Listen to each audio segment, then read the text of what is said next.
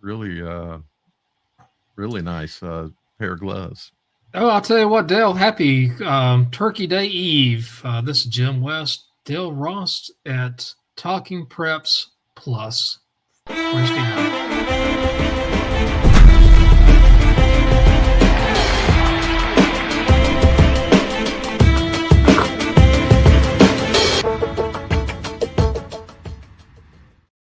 No, All right, no, it's no, OT. no, no. OT. It's OT. Not It's OT. plus. It's not plus. It's OT. I don't know what it We're is. the we're It's the a mental block. It's a mental block at this point. I think we're we the need to first recall it. yeah, we're the first overtime. So the main We're the show pre goes we're the and we go next. pre-overtime. We're the pre-overtime. Let's just go ahead and face it. Well, I'll tell you what, Mm. we got a host of people we need to talk to tonight. Tell you what, let's go ahead and bring in our first guest and see how our coach is. We got a bunch of coaches tonight, and this one is going to be, well, we got Brandon Sneed and also got Chris Hughes with us. And how you doing, guys? Great to be here. Appreciate you guys. Oh, thank you. Thank you. I hope everybody enjoys Thanksgiving as much as I'm buried it too. It's going to be a fun time. Can y'all hear me? Can't hear you, Chris. Yep. We can hear you. Remember, Happy Thanksgiving, you're a part everybody. of the show, just like Chris is. Everybody's part of this thing now. Yeah. We'll give you all the secret hand signals later on, Brandon, off air. So, all right, sounds good. Yeah, something like that. Yeah. Well, I'll tell you what, we do have a lot of guests. Dale, if you're cool with us, go ahead and bring in our first guest for tonight. Coach Jason Siedel. Jason, how you doing, my friend? How you doing, man? Appreciate you guys having me. Thank you. Thank you so much for coming the day before Thanksgiving. I'm always very reluctant to ask anybody to do that before a holiday, not to mention a big game. But Jason, how long you been with J.M. Robinson now? This is my third year. Third year, wow. Yes, sir. Tell you what, how many games in a row have you guys won now? Is it like 11, 12 or something? 11. We that. lost the first one to Myers Park, and then we won 11 in a row. Wow, big game Friday night against Hickory. Yeah. They're a great team, man. Well coached. I've known Coach Glass for a long time and have a tremendous amount of respect for him and his program. And, it's going to be exciting going against him. Oh, I bet so. And Coach Glass has a pretty big connection to J.M. Robinson, also being a former head football coach there. Mm-hmm. So, well, I'm going to open up to the panel and get this thing on started. Dale, I know you got a lot of questions you like to ask Jason. I'm going to let Chris go first. Okay, go ahead, Chris. I want to make sure Chris and Brandon get opportunities. Good. Well, I came on here just to wish you guys happy Thanksgiving. But Coach Siedel, good to see you as always. I knew you were excited about this team back when I visited you the first time in the spring, probably around March or April. And you was raving about a lot of the young men that you had on the team and showing me a lot of the work that you guys were putting in back in the off season, which we all know is where you have to put in the work to make a run like this. You can't win a championship in March, April, May, but you can certainly lose one if you don't put in the right amount of work. And I saw you guys firsthand. So I just want to say congrats. And, I know it's been, quite the road, 2 or 3 years to get this program built the right way. But here you guys are playing the week of Thanksgiving. Great for you, great for the program. And we're about where I thought you guys would be. So I just want to congratulate you and your program for that. I appreciate it, man. It means a lot. Yeah, we were when you and I talked, we were young. We were a lot of talent, but we were very young. We're starting almost 10 sophomores, So you're in June and you're 7-on-7s. You're getting your brains kicked in a little bit. You're going, man, like, what are we going to be this year? But I'm proud of our coaching staff, what they've done with the kids and the kids buying in. And we were pretty senior heavy last year. We lost some talented kids, so. There was a lot of question marks, and kids have really come a long way. And playing Myers Park, like we made a tough schedule. Myers Park, AC Reynolds, even West Cabarrus had a really good team this year, and that helped us. And our conference was really a lot better than it's been in the past, and it's a credit to those coaches in the conference. And I think it's helped us prepare us to get ready for this situation. Well, good luck tomorrow night. We'll certainly keep an eye on that game. Appreciate it, Coach. Brandon, you got anything, or I'll jump in? No, I have a couple real quick. So one, you Go talked ahead. about the schedule already. Was that a conscious decision you made, just trying to prepare? Was that what your thought was with that, and how that sort of came to be? Yes, sir. Like I thought, when the realignment, one of my goals was to try to get a real tough opponent. Myers Park being one of the biggest team in the state, size wise, and I knew they were loaded. And I thought throwing our kids in the fire early, and really just finding out who was willing to compete. Who wasn't going to back down from a challenge, and we'd still, sort our way through. And AC Reynolds going up to there, that was a trip, and our kids really showed out that game. I think that was almost, it was early in the year, but a turning point where we said, "Oh man, we may have something here." And we started to make a run. And we were fortunate enough to stay healthy for the most part. And you know how it is once you get this far, it's a little bit of luck, a little bit of timing, and who's out at the right spot. And so far, we've been fortunate enough to be there. Sort of building on those last two, especially what Chris said before. What did you think had to sort of go right for you guys this year in terms of what did you say you weren't sure about? Maybe it's a group of position group. What had to be really go well for you guys to be where you're at? Like, what did you think that turning point, or what was the make or break for your group? Number one, our QB. If you haven't seen him play yet, he's special. Ari Greenfield is a junior. He's about almost at 2,500 yards passing, and there's 3 games where he couldn't throw. He hurt his throwing hand. And he's at 1,000 yards rushing, just below it. He's about 30 yards from there.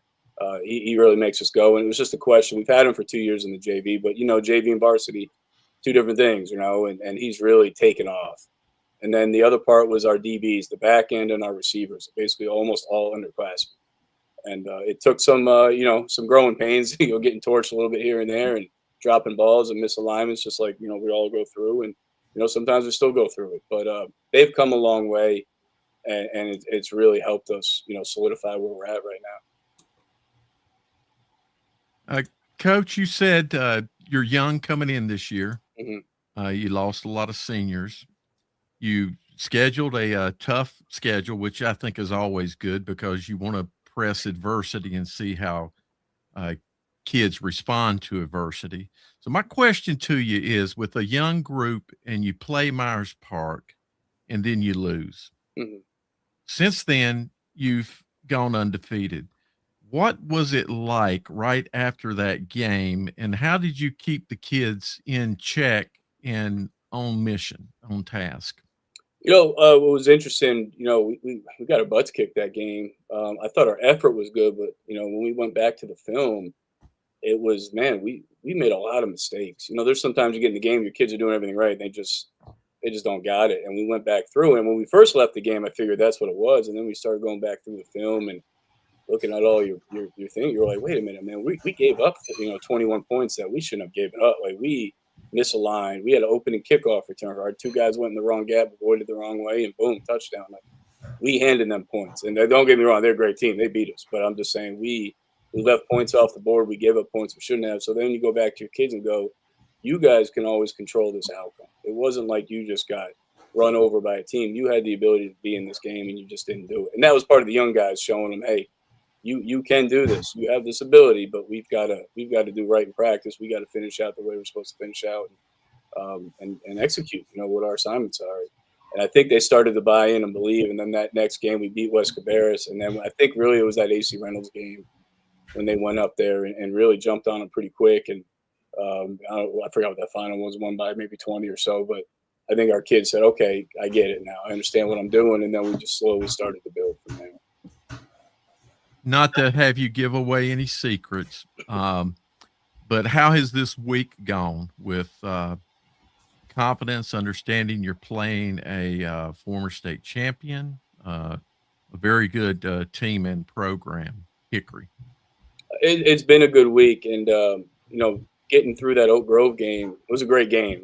They were really good. They're a special team. That Oak Grove, they were huge. They were big, like a Myers Park team. And there was a point in the beginning where we looked like we had a chance to run away, and then once again we made the mistakes, brought them back in the game. And then there was a point we were down right at the end of the third, and there, you were wondering how are our kids going to bounce back? Are they going to be able to handle this? And they did. We weren't down since Myers Park. So that was interesting. Actually, really, it's a good way to win because you got to be able to, show your kids, hey, you can do this even when you're down. So this week, the kids were really upbeat. A lot of things that Hickory does and their OC, is it Mike Natalie, if I said that last name right. He's a good coach. they do similar stuff to us. And so that helps our defense. They see that stuff. You know, if you watch us play, we get in 1,000 formations. And Natalie, he does kind of similar stuff. RPOs are throwing the ball down the field and trying to mismatch you, misalign you, and get you out of place. And our guys are used to that. So that helped this week with tempo of practice, getting lined up, ready to go. And then, you know, Oak Grove's D-line was pretty big, pretty athletic, and that's what you see with Hickory. So there's a lot of, you know, similarities with the two teams. But we got to play our best game we played all year. You know, that's hopefully that's what you got to do in the fourth round. You know? My last comment: Thursday, Turkey Day. I hope you guys enjoy your practice. I hope you enjoy your turkey, and I hope you guys have a great game Friday night. I appreciate it, man. It means a lot. One thing I was going to mention, though, that 5A is like a fight club. 5A West is a fight club. I mean, J.M. Robinson, you got Hickory, you got Crest, you got South Point, East Lincoln, Monroe. I mean, Oak Grove, all these guys, just a deep and wide there. So, Jason, I know that over the next couple of weeks is going to be quite a battle, but I'm sure you guys will enjoy it and have a lot of long-lasting memories of the next couple of weeks. Yeah, I hope so. I guess, and we were talking about today with their young group. I mean, whether we win Friday, and that's the plan, but, you know, whatever happens. You play how you play. But the experience they're getting for the future of this program is huge for us, you know, taking them into the next couple of years. You know, that's the plan. So. Exactly right. You set a really high ceiling. You're going to keep on raising that ceiling over the next over the rest of the season, also in the future years. So, Coach Siedel, thank you so much for joining us. You're welcome to stick around, but I know that like a lot of coaches, you probably have other things you want to do the day before Thanksgiving. So. Yeah, it's almost bedtime for the kids. I want to make sure I'm there for that. So I do appreciate you guys having me, man. It means a lot to us in our program. Well, thank you, brother. We appreciate you. That was Jason Siedel of J.M. Robinson, ready to play Hickory, fourth rounds on a cold Friday night. All right. Well, I'll tell you what, I know we got Gary Richmond. And Gary, let's see that shirt you got on today. Good. You got Carolina. Go Hills. Gary and I are Carolina grads. So, well, Gary, I don't know about you, but the weather is going to be a cold one this Friday night. I can't imagine having to go some of the places around, but this next coach we're going to have coming in, DJ, he is going to be having a good battle himself. Coach McFadden, so good to have you around. Hey, what's going on, fellas? I appreciate y'all. Good seeing you, brother. Good seeing you here. You ready for Friday night? You ready for the weather? I ain't ready for the weather, but, man, I think we're ready to go, man. We had a pretty good week. And, you know, we walked through the barn, clean it up, and then Hayes in the barn, and it's time to go do it. Oh, I bet so. McFadden, I saw you posted that you're inviting former players to come watch practice tomorrow. What time?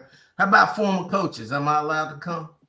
Yeah, come on. You always good with us, man. 9:30. We'll be out there 9:30. Yeah, are y'all gonna be frying some turkeys? I heard that used to be the way a lot of schools do it. Coach Knott started that tradition at West Charlotte, and the people that fed off, you know, his coaching tree, they made the playoffs on Thanksgiving. They had the daddies come out there and fry turkeys for the players. Are y'all gonna do that tomorrow? Nah, we ain't gonna pull the deep fry out there. I ain't gonna be liable for that if it go wrong. But we do have the dads coming out to serve the boys biscuits and donuts and orange juice before we get out there. So that'll be pretty cool. Yeah, that's nice. That's nice. Any other traditions that the coaches that don't or haven't had the opportunity to do a Thanksgiving morning practice that you'd like to let the public know that successful teams do on Thanksgiving Day?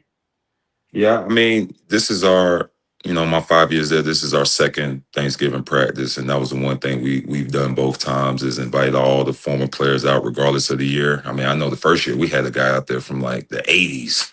So, and that was cool, man. And we let them down on the field and they watch us practice. And then when we huddle up at the end, they kind of stand behind us and we let them speak and get a few words out. And we get ready to go do it. So it'd be good tomorrow, man. We're excited for it.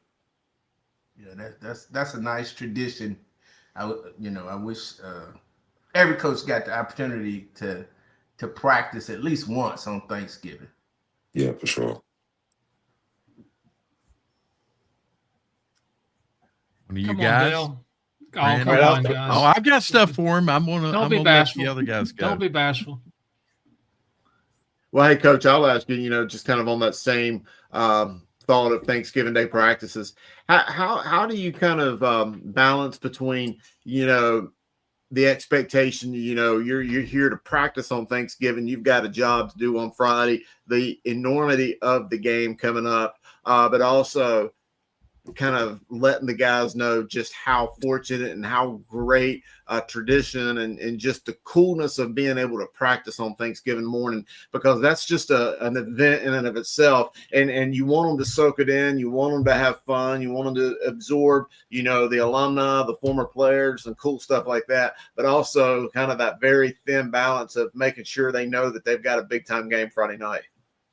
Yeah, I think in that aspect of it, I mean, our kids, we have seniors on this team that played against this team 2 years ago in the semifinals. So, I think everybody knows the magnitude of the game. And like I said, we're going to enjoy, the moment of practicing on Thanksgiving before we get out there and go. But our kids do a good job of being able to, have fun and let loose as they're walking up to the practice field or the game field, whatever it may be. But they know as soon as they cross that gate, it's business time. And that's how we're approaching tomorrow, man. We'll enjoy it while we're eating the biscuits and the donuts and chopping it up out there. Then we'll go through our walkthrough and handle business there. And then we'll disconnect for a couple of hours and enjoy the turkey and whatnot. Then tomorrow Friday around 11 a.m. when we come in, I think everybody will be locked in, ready to go. Hey, let me give you a follow-up to that. You mentioned coming in on Friday at 11 a.m. How much does it add, not having that school day, not having the kids there through their normal day, when they're eating breakfast at school, when they're eating lunch, things like that, just making sure that they're there under your watch and you're making sure they're eating, you're making sure they're there versus, the structure of the school day. Like how does that work for you? Yeah, no, I love those days where we have games where we don't have school because, as soon as the kids get there, we'll take their phones and we'll take them and we won't give them back until we get ready to get on the bus. And it just forces them to spend time together.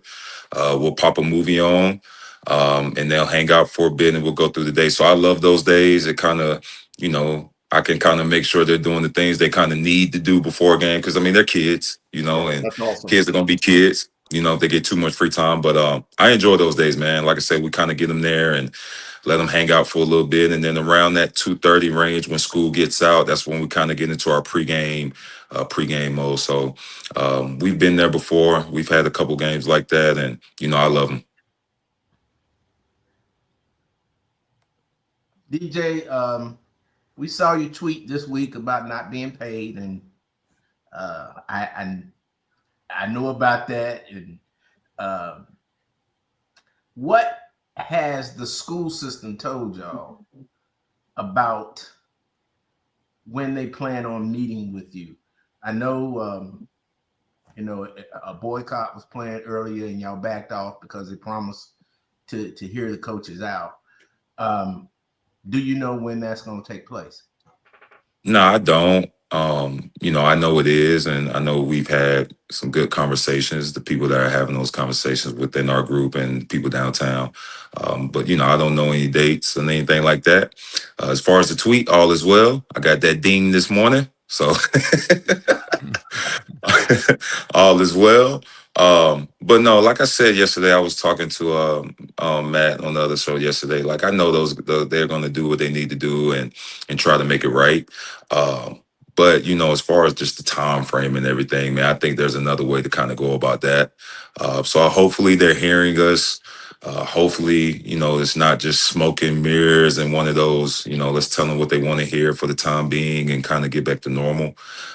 Because we got a lot of good coaches in this area and we've let a lot of good coaches go from this area. And as you can see, a lot of those coaches that was here, that's in other states, are still playing and winning. So just imagine what it would be like if, a lot of those guys stayed.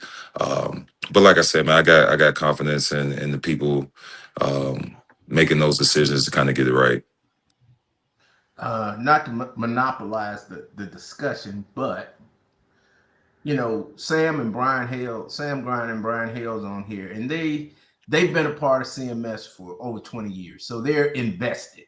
It wouldn't be in their best interest to leave, and many coaches feel that way once they reach a certain age because of the pension plan here in North Carolina. You haven't been in the school system as long.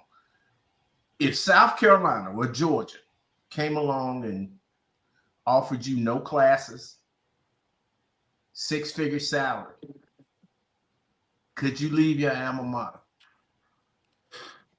I mean, yeah, because I mean, you gotta, I got a fan, I got kids, you know what I'm saying, and I got bills, and I got, I got the same thing as any other, working American in this world, you know what I mean, and that would be something I have to think about, you know what I mean, alma mater or not. I love independence. The admin takes care of me. I got great kids. I got great community support. But it'd be hard to overlook 6 figures for anything, you know what I mean? So yeah, that would definitely be something I had to consider. Anybody telling you no would be lying. So yeah, of course, that would definitely be something I have to consider. But like I said, like, I love Charlotte, you know what I mean? I love Charlotte. I'm from here.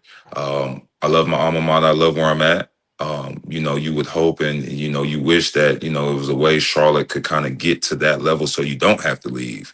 You know what I mean? My kids are comfortable here. I'm comfortable here.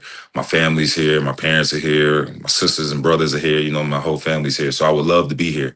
But of course, that would be something that, I would have to think about if that situation came about.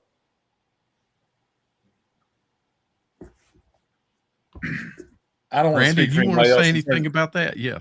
Yeah, so like I won't ever speak for other people in terms of the other coaches in CMS, but I think that's the real frustrating part for me is sort of hitting on what DJ said. I want to be here, right? I think that's why a lot of us are frustrated. We would love to stay in Charlotte and also have the opportunity to make the money we feel like we should have and a lot of our peers have outside of Charlotte. So that's my biggest frustration. We would love to stay here. Again, I'm from Charlotte as well. Steel Creek, Kennedy, Olympic, the whole way through, whatever, South Tryon, that's, all that. This is where I want to be at. I don't want my kids to have to move around. I don't want to do all that. I don't want to move to a whole nother region. I don't have to move to Georgia to, get compensated the way I would like to do. I'd love to stay where I'm at. I still see my people I see every day, go to the same place, go here, do all that. So that's my biggest frustration. It isn't necessarily the amount. It's just I wish I could do what I want to do in terms of getting paid while also being where I'm from and being, representing the people that are from where I'm from. So we get to coach the kids or wherever we're from. And that's important, that's important. That's impactful to me. And I know our communities as well. But we want to get paid the same way we would in those other places. So that's really my biggest source of frustration, honestly. It sucks when you go to South Carolina and win a game too. DJ, you hit the nail on the head in that in other industries, people move for money. Yeah, for sure. Your opportunity, you want to do what's best for your family, and your future. And financially, unfortunately, we do have to look at that because there's going to come a time that you're going to need that money. You won't be working anymore, so you're going to have to be able to accumulate cash. So the ability to move to other areas, be it South Carolina, like a number of our coaches have done, or Georgia, or Alabama, or Texas, wherever it may be, is going to be there and should, I think, be captured. So I think that's one thing CMS, I don't know that CMS worries about that as much. But I want to ask you, I wanted to say that because I agree with you, but I want to get back to what you've done at Independence, because I think the biggest thing that I noticed about Independence prior to you was the loss of tradition. And I think one of the things that has exemplified your program is you are putting your own mark on the program, but also maintaining tradition. Can you speak to that? Yeah, that was something when I got hired, I wanted to make sure I made very clear, like, we're not trying to recreate a streak or like I said, I remember my first interview. I'm not trying to fill Tommy Knott's shoes. Like, he's still coaching. He still got the shoes on. He's still wearing them. Like, man ain't passed away or nothing like that. Like, he's still winning ball games. But one thing I believe in, and I tell my kids this, like, no matter if you go to Ohio State in the early 1900s or you go in 2025, coaches change, jerseys may change, but the fight song's still the same. And that was some things that, we wanted to make sure we got back to, was just traditional foundational principles that the program was built on. And I remind the kids all the time, you play for one of the most recognizable brands in the state and you're going to act like it. It's near and dear to my heart. And I think our kids have really bought into that. And I think that's important no matter where you are. We had a very strong tradition at Independence. That streak we were a part of will probably never happen again. And neither are we trying to make it happen again. We're obviously trying to win every game. But we'll be realistic about this thing. But, hard work, accountability, discipline, responsibility, and integrity. Some of the things that TK kind of instilled in us when we were playing there were some of the main principles that I said I was going to bring back. And our kids have really bought into that on and off the field. And that has a lot to do with the success we've had in the 5 years that I've been there. DJ, you spoke to tradition, and the first coaching job I ever had was at Independence under Rusty Jester back in, I think it was 1988. But when I was at Independence, my first year coaching, they used to blow that cannon every time they scored, And of course, during your high school days and through the street, they used to wear that cannon out. And then for a while, the cannon kind of went away. Mm-hmm. And so I kind of forgot about it. And Friday night, they got you Friday. Y'all scored on Richmond. I was standing on the track and I wasn't ready for the cannon.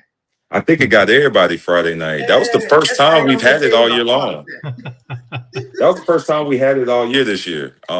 Is that what it was? Yeah, we've had it every year I've been there. And for some reason this year, I don't know what happened, but I know it was aggravating me. It was aggravating me because I was like, look now, like, I've never been to an Independence home game and we ain't had the cannon. So like and I made it a point to tell everybody needs to tell, like, there's no way Richmond County's coming down here and we don't have the cannon. So I'm glad they figured it out and had that thing booming. Well, that thing scared. I had something in my hand. I almost dropped it. I was like, oh man, they got the cannon again.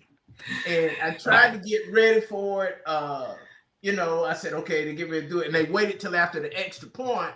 Mm-hmm. And so, I thought they were going to do it after touchdown. They didn't. I said, okay, maybe they don't have it loaded. And then after the extra point, it went off again. And I was like, oh, man, it got me. The thing about the cannon, so I can get out of here because I can't take that cannon all night. It got me. The thing about the cannon, they're going to do it, but it still gets you. Yeah, exactly. Yeah, it gets you. I've been to some games like over Riverside that have a cannon. First time they did that, I almost jumped to the ground, just like, looking for ways to escape. But Coach McFadden, thank you so much for joining us, and happy Thanksgiving Eve with us. And we hope the best for you on Friday. And thanks so much for supporting our show. No, same to you guys, man. I appreciate everything you guys do for high school football in the area and the kids in the area, man. Keep it up. Happy Thanksgiving. Appreciate it, brother. Hey, you guys. Appreciate it. Much. That was Coach DJ McFadden from Independence. Great fella. And talking about great fellas, we're going to talk to one of my favorite guys right now, Coach Marshall. Coach Marshall, I wanted to share one thing with you real quick. I had a cousin. He used to be the PA at Millbrook, Don D'Ambrosi. I don't know if you know Don or not, but he's my dad's first cousin. Okay, so, I don't know him. Okay, well, you're not missing anything. Not joking. He's a good fella. But, Coach, it's so good to have you on the show tonight.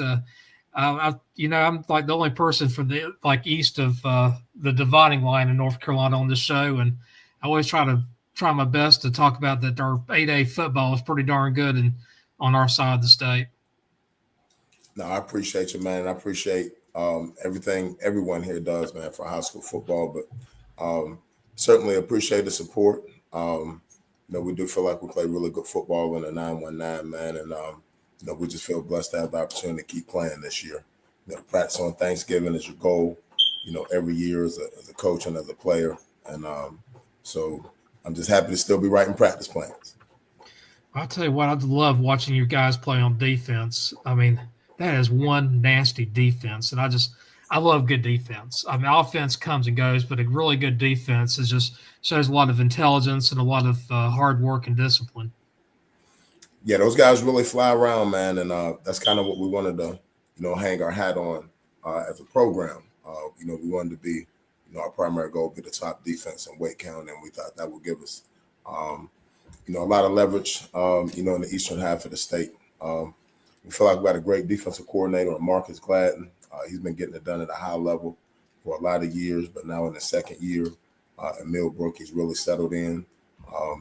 And his system is settled in with the kids. So we got a lot of 2-year starters, a lot of guys who have been in the system. We played 12 sophomores last year, either in starting roles or in very prominent roles in the rotation. And a lot of those guys have grown up this year. So shouts out to Coach Gladden and the rest of our defensive staff, and especially our players, man, who really bought in, had a tremendous year on that side of the ball.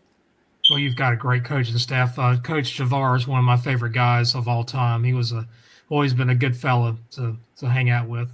I've got to ask you this. I'm from a West Side or East. I'm an East Side guy like you are, and I don't know what it is. It just seems like the guys on the West get all the attention in the state. Does it get on your nerves or get a little under your skin like it does me, or were you above that? Well, full disclosure, man, I'm from Winston-Salem, man, and I spent the majority of my coaching career in the western part of the state. So I've had to, battle against Charlotte. I know this is kind of a Charlotte-based broadcast, and Charlotte's, kind of the SEC of North Carolina. And we recognize that. But we play really good football in the 919 as well, man. And I'm blessed to be a part of it. This is my third year here at Millbrook. And I've come to know a lot of great programs, run up against a lot of good players and great teams as well. So we're happy to be one of the 919 representatives who are still alive. And just in the eastern half of the state, there's really good football as well all over the state of North Carolina. And so there'll be some great games for fans to enjoy, all throughout the state, throughout all of the classifications this Friday. So we're just happy to be a part of it. Oh, that sounds great. And I always have to remind people we're not West Carolina, we're North Carolina. We do have two parts of the state. So, Chris, I wanted to open up to you. I'm sure you got some questions you'd like to ask Coach Marshall. Well, Coach, hey, good to see you. Always enjoy our visits I've had this year. Come to see you and known you a long time. But you got a great team. I mean, there's no question about that. But also, you're playing a good team on Friday night. Tell us what challenges that you could see in this Hogger team. They've got a great quarterback in Matthew Boring. I'm sure you've watched a lot of him on film. He's really surgical kind of in his ability to kind of pick a team apart. Tell me what challenges he poses. Well, I mean, you're right, man. They're a complete team, man. Coach Underwood does a great job. He and his staff, they're just extremely well coached.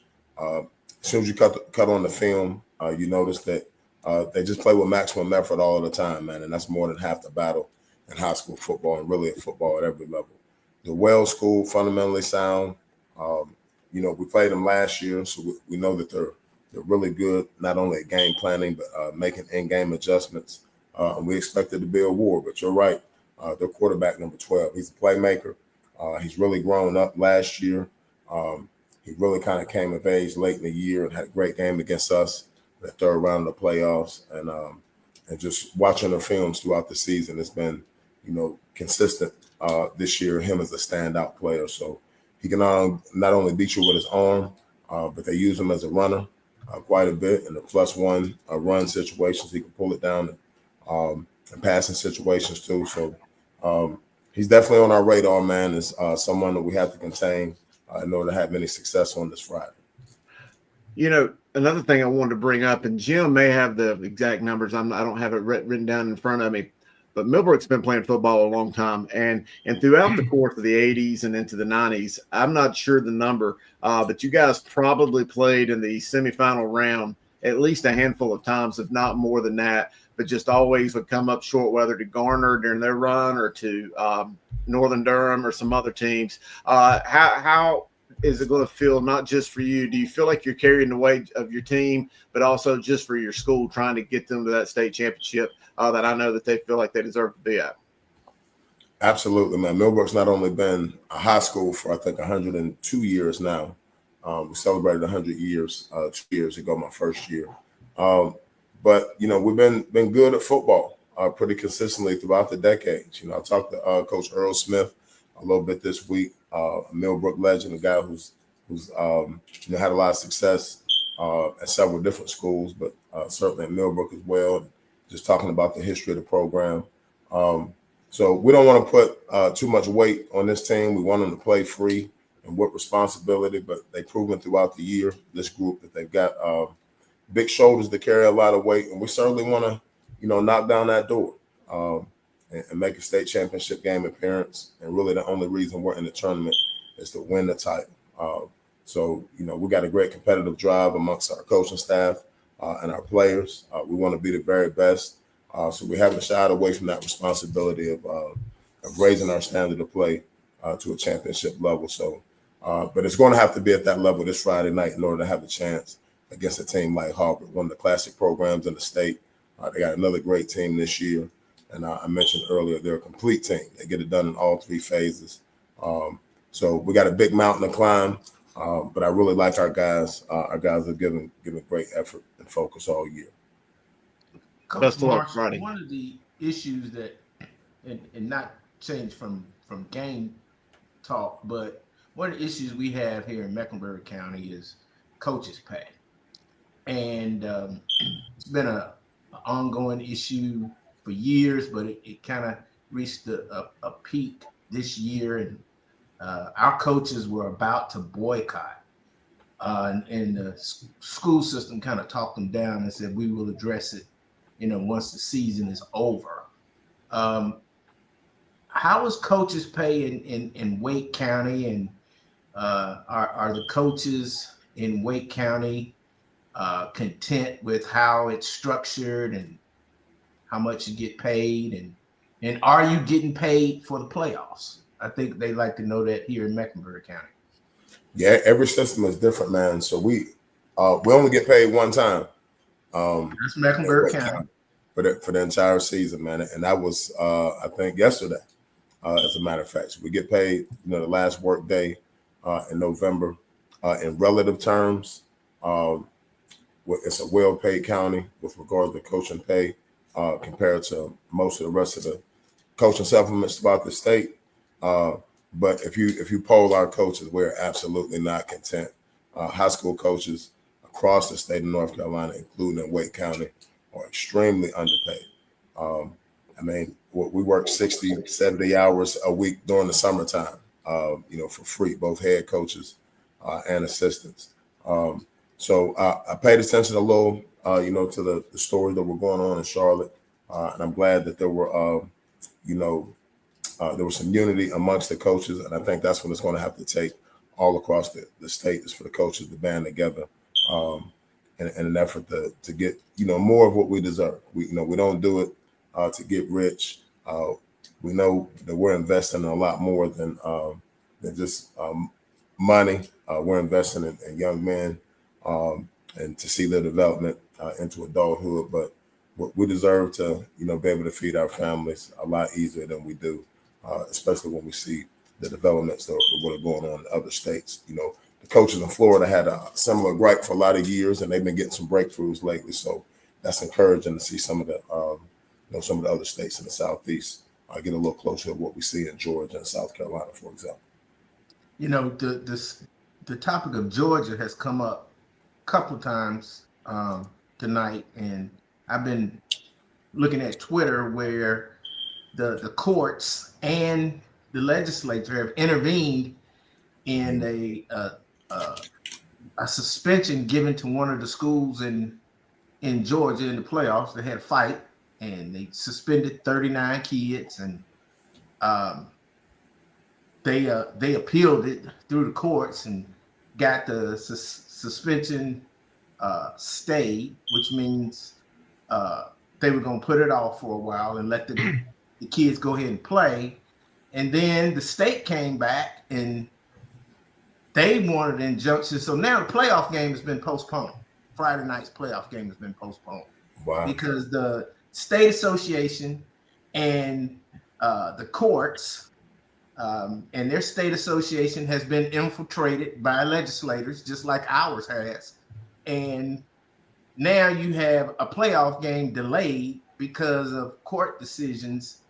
And, you know, I'm just thinking if the legislature is so gung-ho in interfering in high school athletics, why aren't they doing their job as far as, you know, contributing to high school athletics as far as funding or paying coaches and that type of thing? They stick their foot in and during the playoffs, but they don't want anything to do with it when it's time to fund high school athletics and the money that goes into coaches' pay. What are your thoughts on that?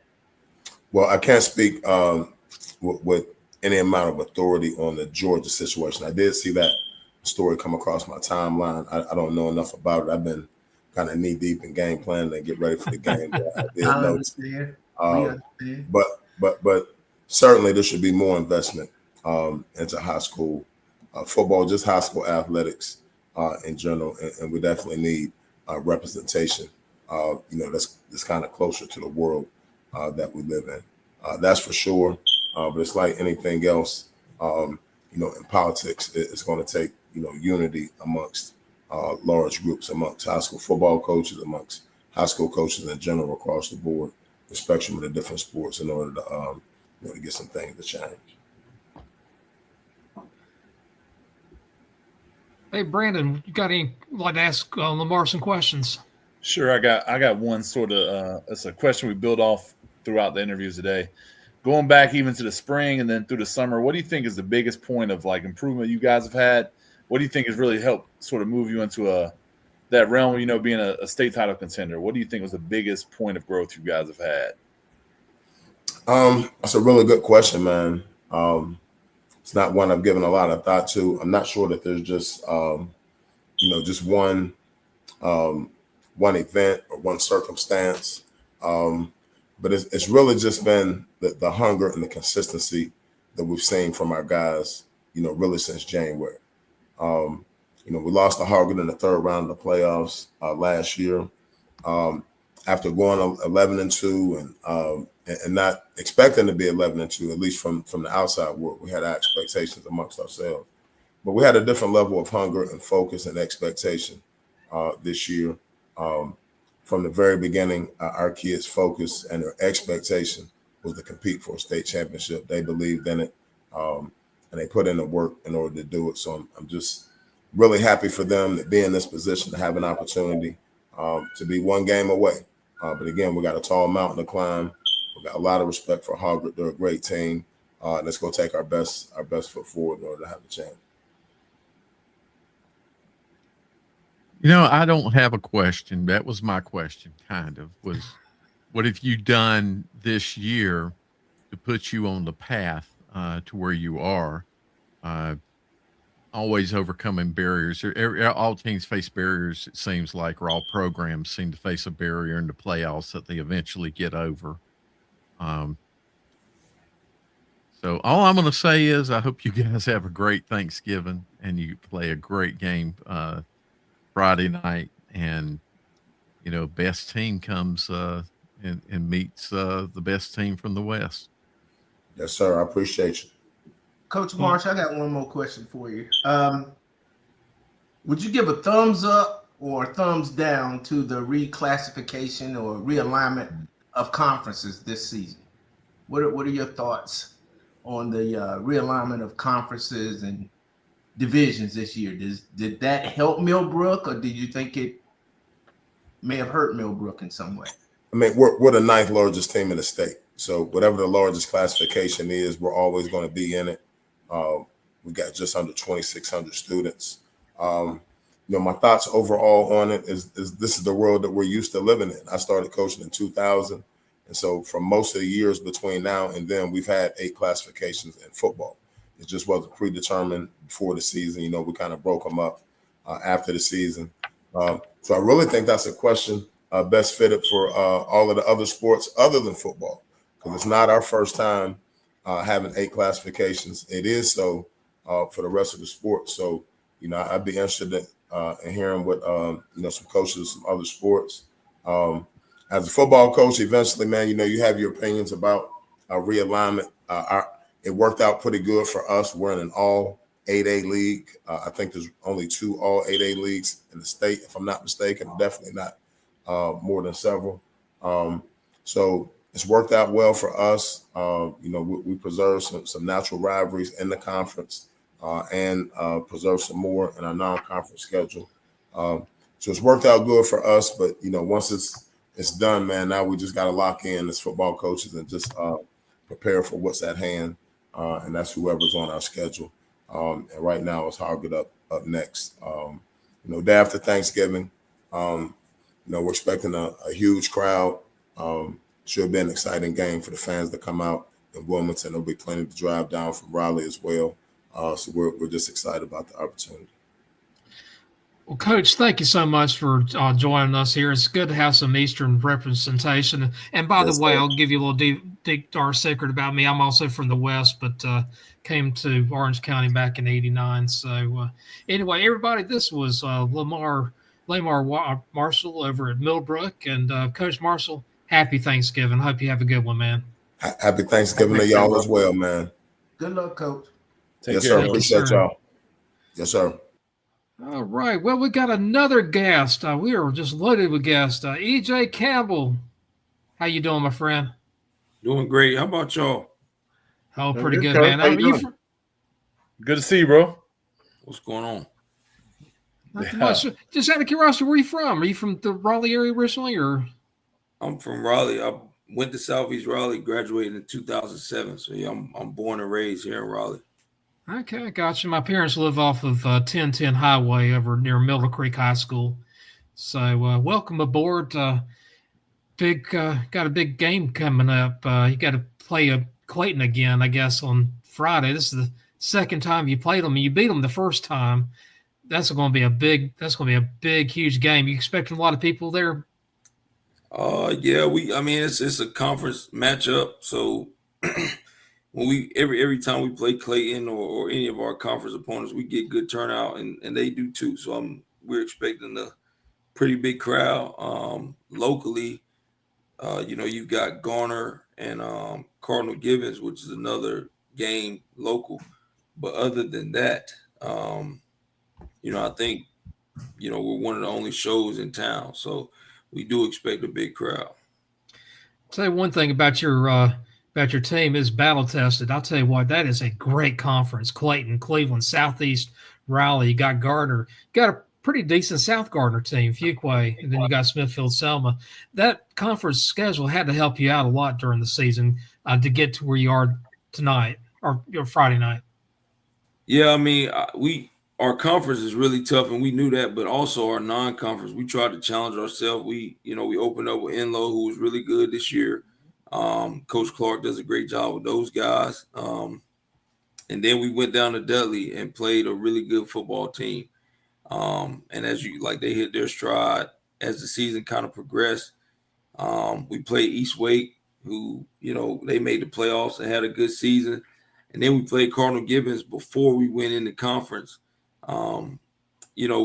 Myself and Coach Wright talked about, playing each other. Originally, when we talked about it, they were in, I think, 6A.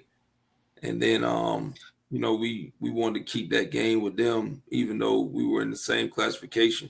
And then, like you said, in our conference, you've got 3 teams left in the East from our conference, Garner, Clayton, and us. And then, the teams that are not in it anymore, we beat Cleveland, and then Cleveland beat South Garner. And Fuquay was knocked out by Cardinal Gibbons. So, it's no nights off in our conference. Like I tell everybody, we've got a tough stretch. Every game in conference is tough. One last question I got to ask you. Are you getting tired of hearing everybody talk about the West and everybody's kind of like ignoring the East? Just be real. I'm petty. I'm big on the East. How do you feel about it? Well, I mean, I had an opportunity to coach in Charlotte for a couple of years, so I know they play really good football out there. But I tell some of my buddies in a group chat that I think, and some of them still coach out there. I do believe there's been strides, and I think it's a lot closer than people think. I know in the 7A and the 8A classifications, um, a lot of people feel like that the Eastern team is playing for second. But we don't believe that. I can speak for my program that we feel like we can go toe to toe with a lot of those teams on the western side of the state. Well, I agree with EJ, you too. am I correct in saying that Southeast Raleigh is a year-round school? Well, it's a modified year round, so we start usually a month before everybody else at the end of July. We go for 9 weeks. We get off for 2 weeks. So like usually around between week 6 and 7, we are on a 2-week off from school, and then we go back for 9 weeks, and then we finish our semester in December, and then we start a new semester in January. How does that affect football when you get 2 weeks off in the middle of the season? So with the new realignment, one of my things that I really wanted was for one of those weeks to be one of our bye weeks, because one of the challenges is not only keeping the kids focused, but getting kids to practice um, during during the time that we can practice, because we do get some kids from another local academy, Vernon Malone Career and Technical Academy, and they're still in school. So we can't go in the mornings on that 2-week break. We still have to practice in the afternoon. So that's one of the challenges. And then early in the season, there are some challenges when usually the first week when we're in school, that's still considered summer workouts. So we're not able to go in Wake County. We have a beat the heat time. So you cannot go outside until 5 o'clock. So that's usually a real challenge for us, because even though we're in school, no matter if we're not in one of the restricted codes, we still can't go outside until 5 p.m., that's more of the challenge, because once we get into the season, week 6, week 7, our kids have gotten into a flow. We figured out the right situations ahead with our parents. And the hardest thing, like I said, is that those first couple weeks in school when we're still in summer workouts, and we can't go outside and do anything with our kids until 5 o'clock. Has anybody petitioned or asked the school board in Wake County to grant your athletic program some relief by using, say, activity buses to pick up the kids, since they have to come to practice but they don't have to come to school? We've got, like I said, we've got a great group of parents, and they've kind of gotten together, and we do have a number of kids that stay very close to the school. So they work it out amongst themselves and amongst the parents, and they find ways to get there. The harder part is the younger kids. The older kids kind of know the expectation. They find their way there. So some of the younger kids, we have to get them situated with an older kid in the neighborhood or something like that. Now, you mentioned that you coached in Charlotte. Where is it that you coached in Charlotte? I'm thinking, is it Vance? Did you coach with Brian? Yes, sir. I was at Vance High School. Okay.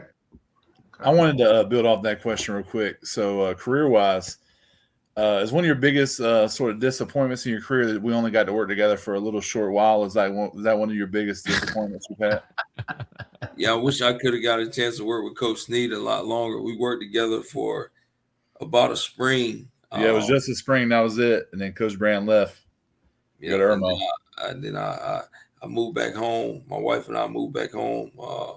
Had my first son, who's 7 now. So time has definitely flown since then. Amazing how it goes by so fast. I know when I first got hired by Coach Brand, I think one of the first people I talked to was Coach Campbell. So we got to know each other well.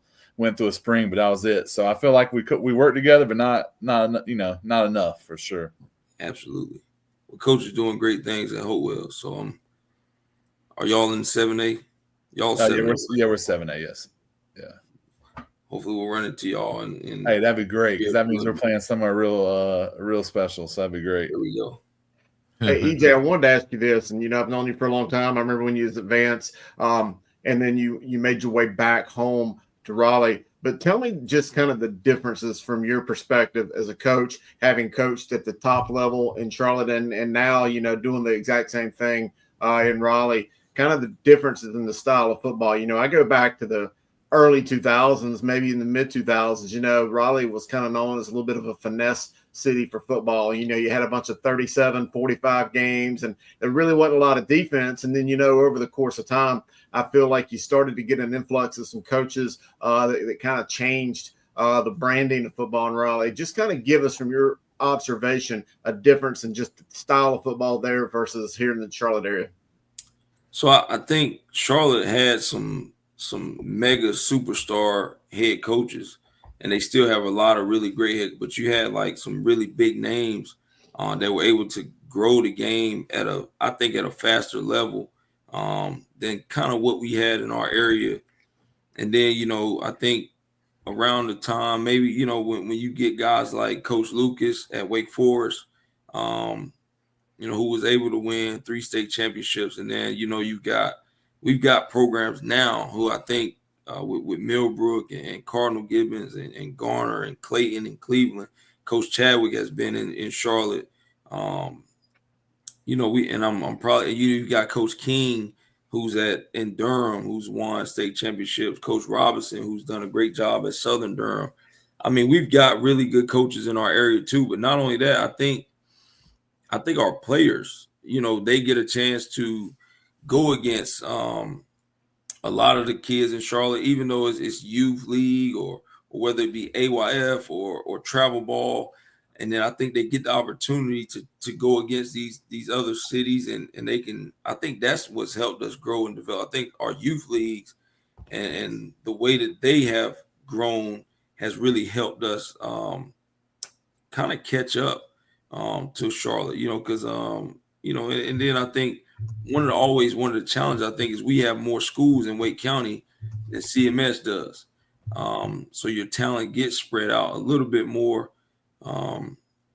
But I think the biggest thing, with I guess if you want to say catching up or making some strides, I think it would be the development of our coaches. And not only that, I think just the development of our kids in the off season. Like our county has done a great job of giving us opportunities to do more in the spring than in the past. So I think stuff like that has really helped us. Yeah, EJ, you mentioned that Wake has more schools than CMS, and the players are spread out.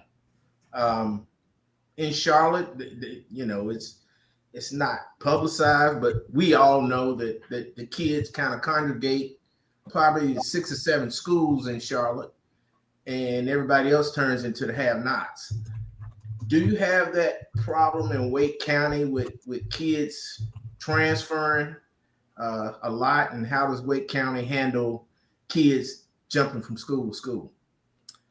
So when I came to Southeast, we were one of the schools that everybody was leaving. We had, and I'll say this, like every team, almost a lot of teams we were playing, that they had guys that stayed in our district.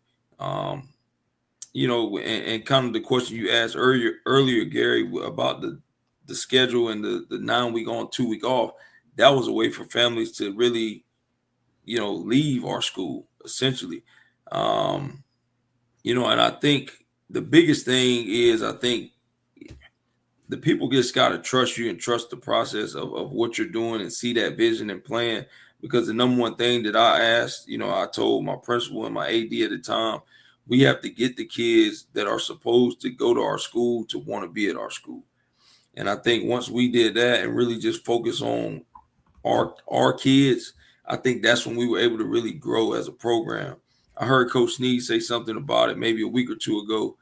I think that's with any school though. Like if you get the kids that are supposed to go to your school to want to be there, I think, and then you've got the right coaching in place and you've got the right structure, I think then that gives you a chance to have a successful program. But I think if kids that are in your base school don't want to be there, or find ways to go somewhere else. I think that's a challenge in everywhere, not only in Raleigh, even in Charlotte. I mean, you could say it in Greensboro. Everybody's gonna want to go to the Dudleys, the Grimsleys. In Wilmington, is everybody gonna want to go to Hoggard? So I just think that anywhere you go, you got to get those kids to want to be a part of what you're doing as a program. So, Coach, I want to ask you, last few seasons, or let's say for a while now, records haven't been great, but you now have your team one game away from a state championship appearance. What is different at SCR this season? What have you done to get yourself here? Well, so with us, I think it's been a building, just continuing to lay it kind of like the old way. We've taken very small steps. And I think we've been young. Last year, we had a lot of sophomores playing in key roles. The year before that, obviously, we had some freshmen playing in key roles. And this year, I think we've just been able to break through because we've got a senior quarterback who's been a part of this journey all the way through. We've got a really good defensive end and Kisani Laser, who's been a part of that journey all the way through. And then we've got some really talented young guys in our sophomore and our junior classes that have seen it from the ground up. So I think when you see those kids and they see the time that we put in and they just kind of trusted and going back to the last question, they could have left and went other places and probably had, great numbers or stats or whatever. But they just trusted what we were doing as a staff, and not only as a staff, what we build as a school community. They've trusted that, and I think that's what's really gotten us over the hump, just the trust factor from within our program. Last question. When did you graduate from SCR? 2007. 2007. So there's and you played there, right? Yes, sir. I attended 2 games in, I think it was 2007, 1 game in 2006. So maybe I saw you play, but I'm apologize, I don't recall. We had we played. I remember one year. I feel like we used to play New Bern every year, or either we played a team from Fayetteville, whether it was New Bern or 71st one year. No, I watched you guys play. Garner was really good. They had, I watched you. I watched you play Garner at home. It was a rainy, nasty field. One of the games moved to a Monday. Got moved to a Monday. That's why I saw the game, because I was in Raleigh working on Monday, so I was able to go to it. That's the only reason. Yep, that's right. So you remember that game? Yep, that was my junior year. Okay. Yep, I remember that. Gotcha.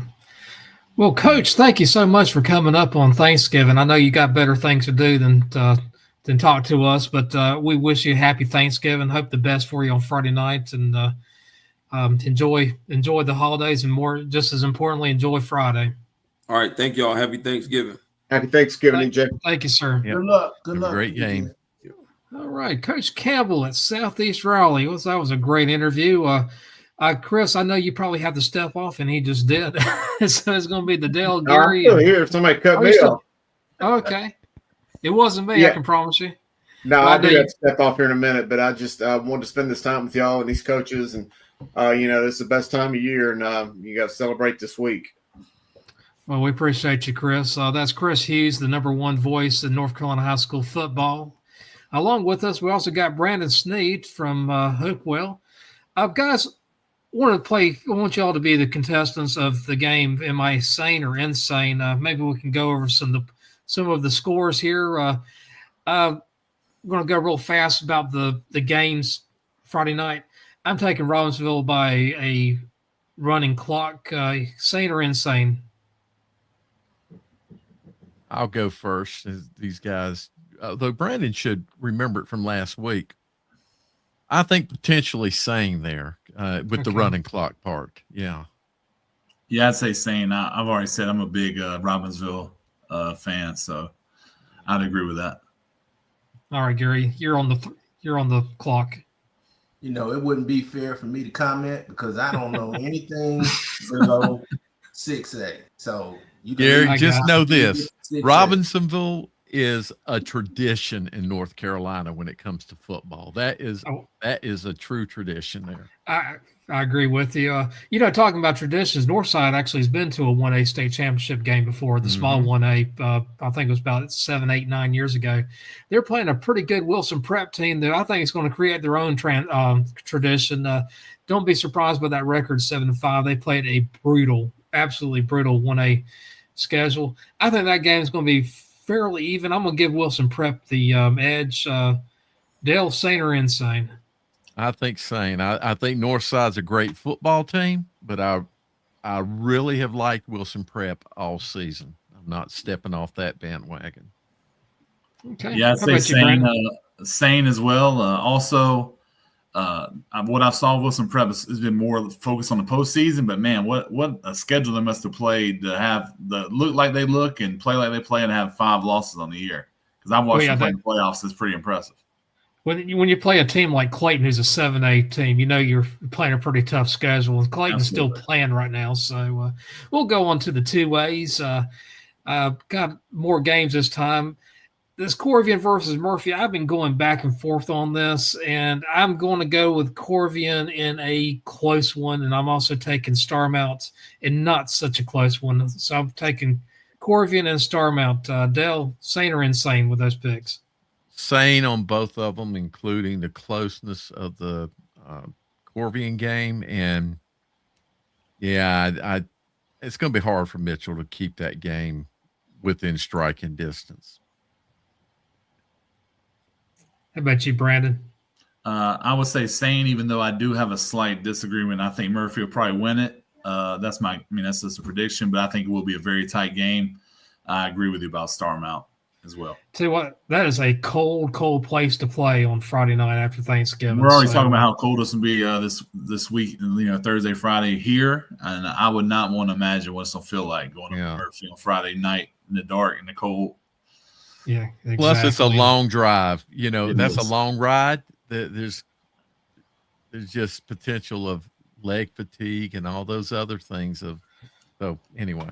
Yeah, they're too young for all that. They don't have no leg fatigue. They'll be all right. So in the 2A Tarboro Invitational, I'm taking Tarboro big over East Bladen, and I'm going to go with Holmes over Warren County. I did see Warren County play, but I think Holmes has just a little bit more ponies. Brandon, I'll start with you. Sane or insane? Sane. I think Tarboro is almost understood at this point. You could probably draw it up with them. You could write their schedule out always to the state title game. Last week I said I was betting against Holmes and I lost, so they beat North Duplin, so I'm going to go ahead and go with them this week to get the win as well. Gotcha. How about you, Dale? Sane on both. I just kind of wish East Bladen could make it a game because I like East Bladen a little bit. I agree. Let's go on to the 3As. We're going to do a lightning round here. Shelby East Randolph, I'm going to go with Shelby in a very close one, and I'm taking Lincolnton by not such a close one over West Davison. Dale, sane or insane? Sane on both. How about you, Brandon? Yeah, sane. Like last week, we talked about the directional Davidson, so that's pretty awesome. They've had the success they've had. I also like Eastern Randolph a lot, but I think Shelby's probably the right choice. So in the East, I'm taking James Keenan by a couple scores over Farmville Central. Kinston Northeastern, that game could really go either way. I am actually going to take Northeastern. I just think Coach Morris has got something else to prove. Brandon, sane or insane? I'm all right. So I'm actually going to say insane just for the fact that I think Kinston is taking the game. I agree on the James Keenan, but I think Kinston's will win it out this week. Gotcha. How about you, Dale? Sane on the Keenan. I've been leaning towards Kinston myself. I think it'd be a great game for sure. I think it's going to be a great game. So I think you're sane with your choice. Yeah. And one thing I'll say about Elizabeth City, it's a little bit warmer in that part of the state than in the western part. So let's go on to the 4As. 4As, we got Pisgah at Brevard. This one is going to be a close one. I am going to go with Brevard. I think they're Houdini. I think they're going to come out, and I'm going to pick High Brighton in a very close one over Maiden. Brandon, sane or insane?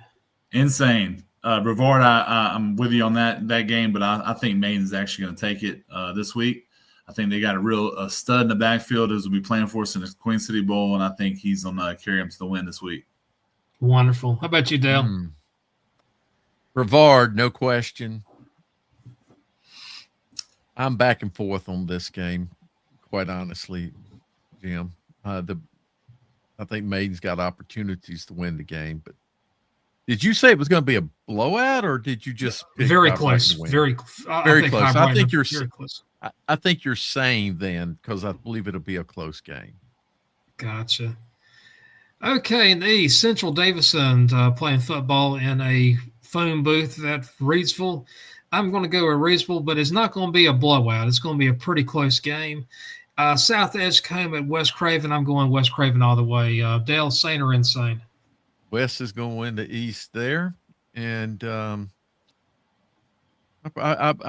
go with you on both of them.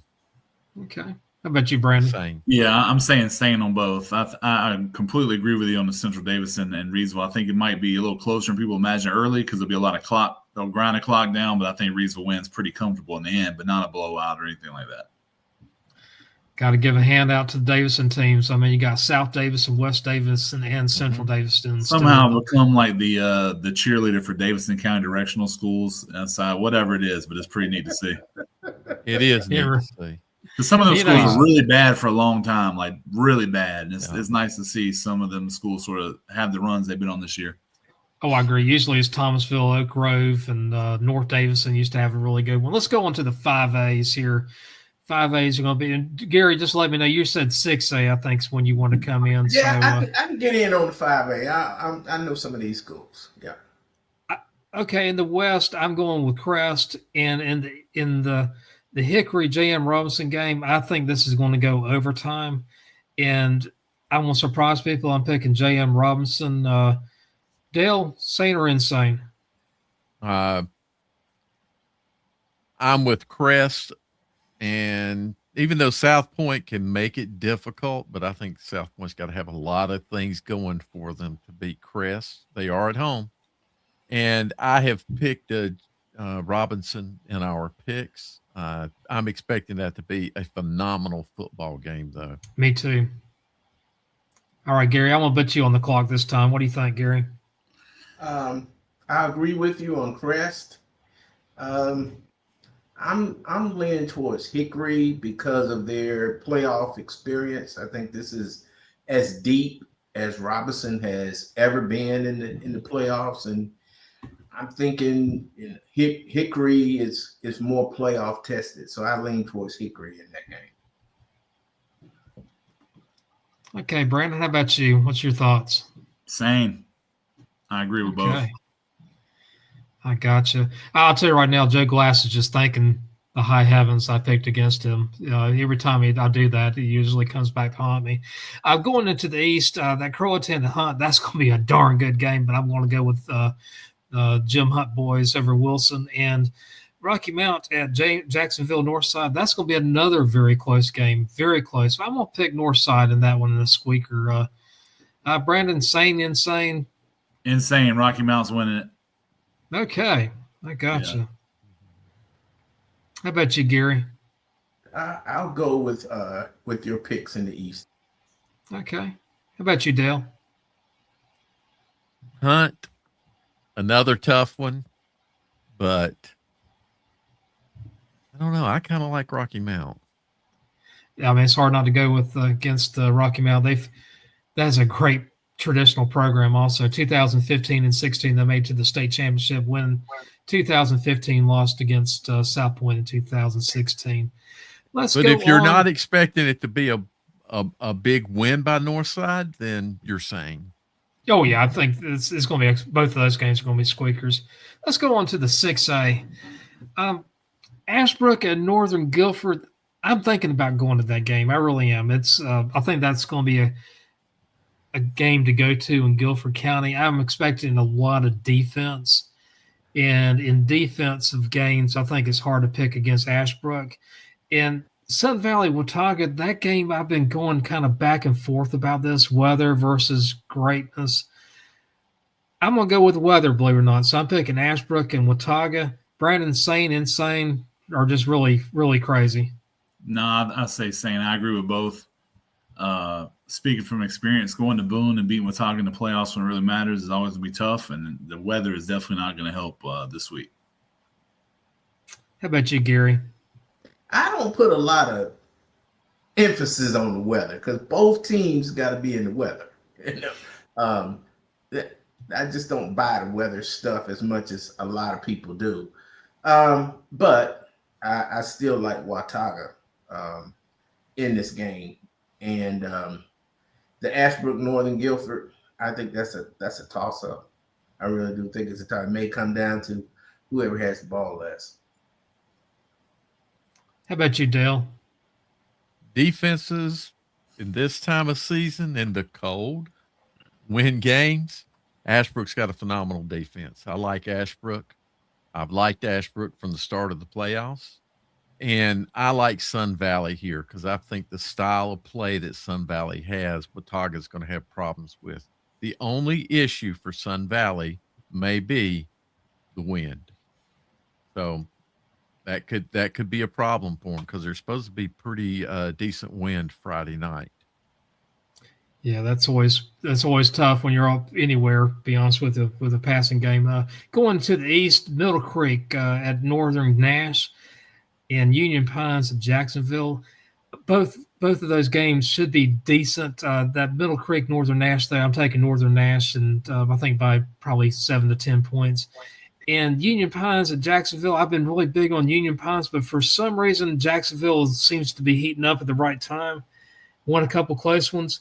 I'm gonna go with Union Pines in a very, very close one. Dale, insane. I think you're saying. I think we mentioned this Friday night. And, Union Pines, we like to see Coach Till do well, but Jacksonville's a really good football team. I like Northern Nash and Jacksonville. So you're saying. Gotcha. How about you, Gary? I'm leaning with the home teams. Home teams. How about you, Brandon? Yeah, I'm sort of going the same way. I think Jacksonville seems like they're sort of rolling right now in terms of not necessarily being hot, but they have it together, and I think it's going to be a tight one, but I pick Jacksonville and Northern Nash. All right. Let's go on to the 7As. All right, Independence of Weddington and Reagan at Grimsley. I'm going with the home teams in both of them. Brandon, sane or insane? I'd say sane. I think especially Independence of Weddington's will be a dog fight. But I would go Weddington there just by the slimmest of margin, and I think Grimsley wins as well. How about you, Gary? I'm gonna agree with Brandon. I'd like to see Independence win, but I just keep thinking about that defensive front for Weddington, and that's gonna be a tough task. It's not impossible, but if both teams play their best, then I think Weddington wins. Grimsley, I don't think that's a contest. Yeah, I agree with you. I about have to make a coin flip video like Dale for that one, huh? So, for me, I was at the Independence Weddington game 2 years ago, and of course, it was just a total mismatch in physicality between the two teams. I'm interested in seeing how much Independence has closed that gap. And if they have closed the gap, then they have a shot. But I picked Weddington in our picks, and I'm sticking with that right now. I would like to see Independence win, or I'd like to see Weddington. I just like to see a good football game. Grimsley in the other. Okay, in the East, Southeast Raleigh at Clayton. These two teams played earlier on the season. Southeast Raleigh actually won by a field goal.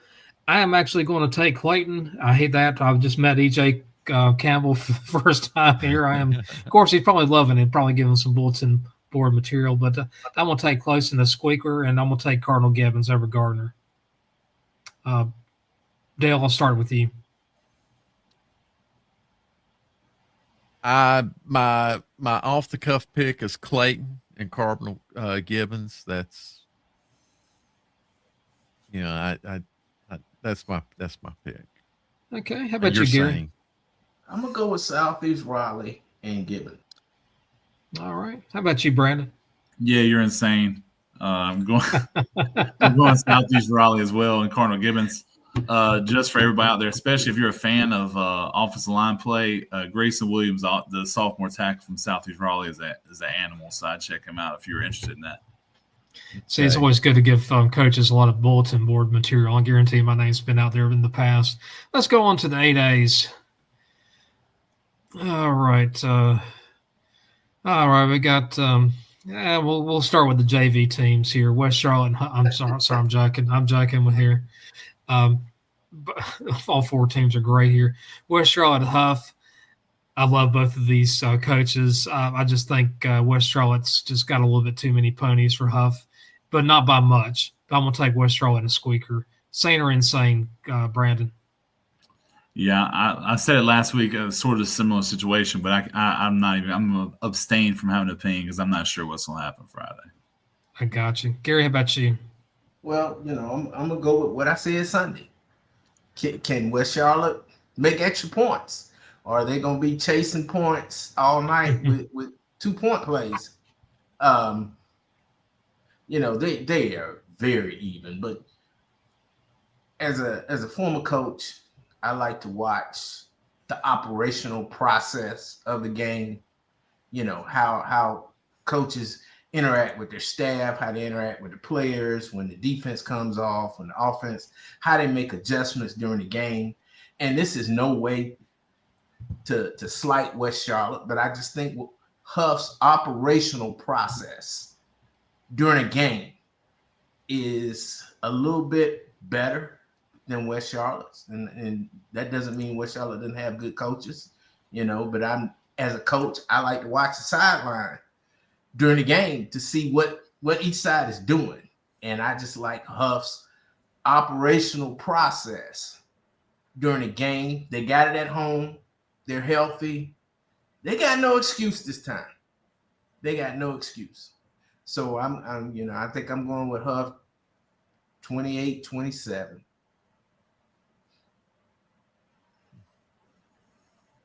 Dale, it's all yours.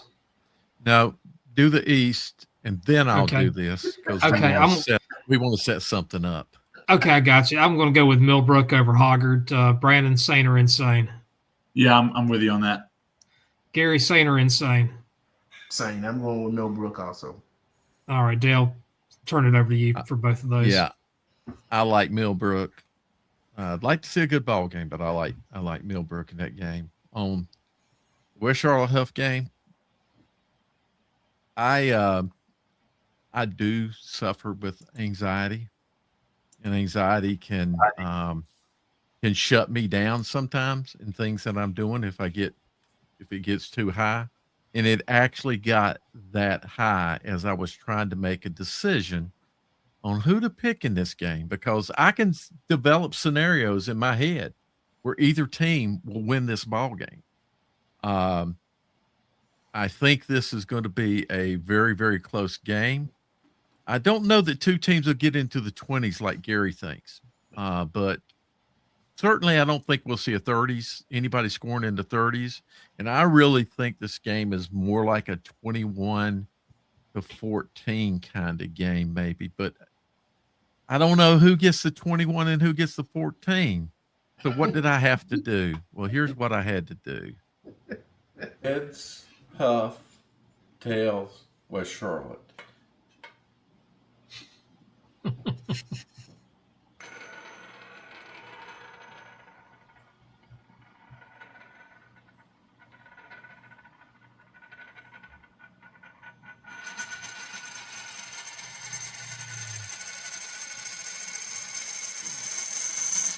Stop it.